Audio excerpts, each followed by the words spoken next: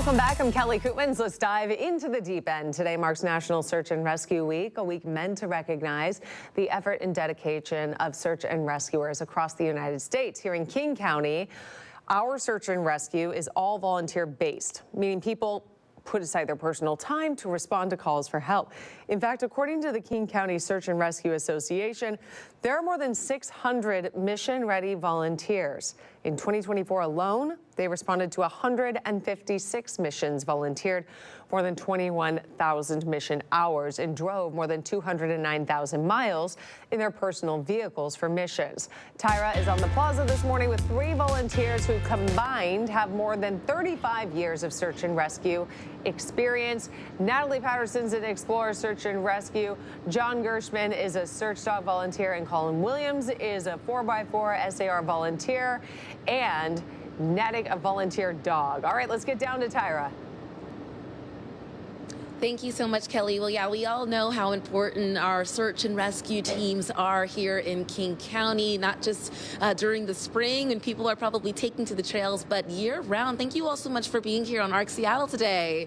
Thank you for having us. Of course, introduce yourself and tell us what you do. Yeah, my name is Natalie Patterson, and I'm with King County Explorer Search and Rescue. I'm a team member and have been with Search and Rescue for 2 years. And yourself? I'm Josh Gerstman. I'm a dog handler with King County Search Dogs. I've been a member for 28 years, and I have Natick. He's a 12-and-a-half-year-old chocolate lab. He's one of the oldest dogs in our organization right now. Incredible, and he's doing great work too. And you? And I'm Colin. I've been in search and rescue for about 4 years in the 4x4 unit, so we're vehicle-based. Wow. And I'm involved in operations, responding in the field, and as well as some of the administrative stuff.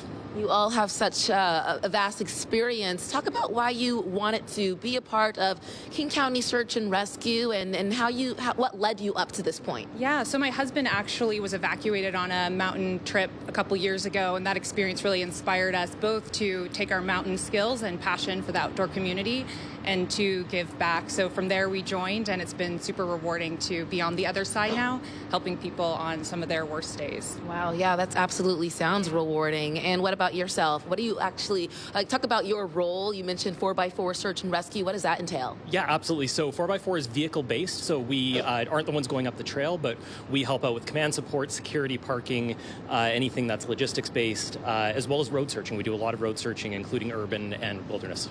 And as a dog handler, canine handler, what is your role? And talk about the importance of having a dog like Nate, join in on those. He's having breakfast right now. I'm low-key jealous. But talk about the important role that he plays in search and rescue. Sure. We're all volunteers in search and rescue, and the search dog team is one of the 9 units in King County. And these dogs are trained to find lost or missing people.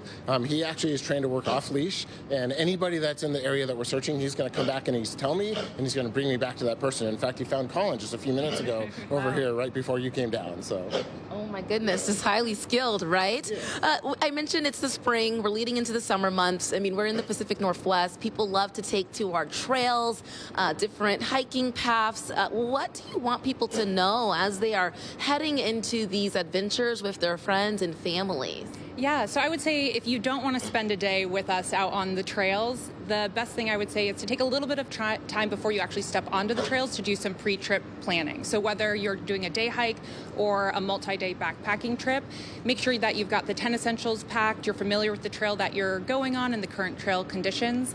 A little planning can go a long way. And that said, accidents happen. So if you do get hurt, don't hesitate to call us. We're free service here in Washington, and you can reach us just by dialing 911. In addition to that pre-planning, researching where you're going, weather conditions, is there anything that people should start bringing with them on these trips that maybe are forgotten? Do you want to weigh in on that? Sure.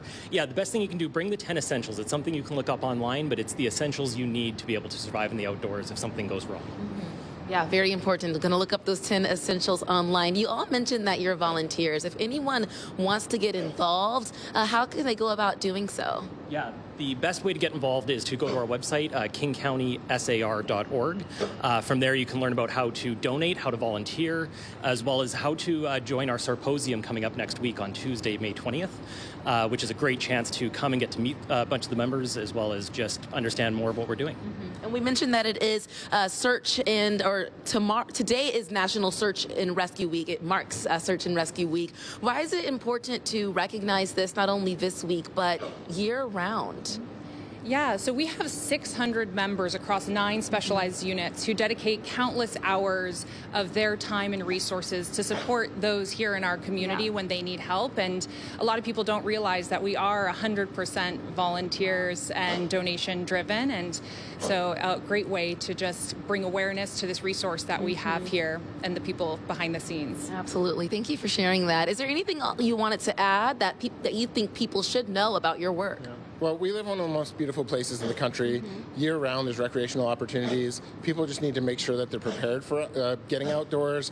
It might be sunny here and rainy or snowy up in the mountains. Just be prepared. And we're happy to meet and talk with you out in the community. We really don't want to have to come find you, but if you do get lost out there, you have a great team that's ready to help. And when people call you, I mean, what's the first thing that goes through your mind? I feel like it's just kind of like a ready, set, go mindset you have to have. What is that like? Definitely. I mean, we're so well trained that when the call comes in, I think it's a mix of just, especially having my husband 2 years ago been on the other side, concern, and then also it's that rewarding feeling of we get to go and help and we know we have the skills to do it. And so we're excited when that call comes in to be able to provide that service. Absolutely. I'd say the energy and adrenaline you're seeing from my dog right now, that exemplifies all SAR volunteers. Yes. He has his vest on. He thinks he's going to work. This is what it's like every time you get that call. Like, I'm ready. Let's go. Let's go be of help to our community. I was like, maybe he just wants some more breakfast, too.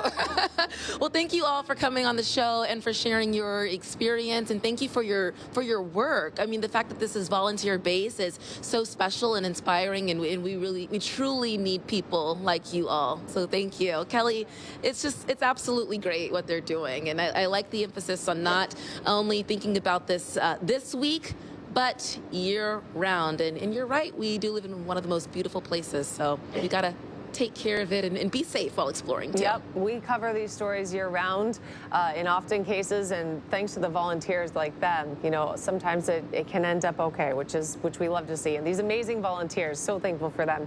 Thank you.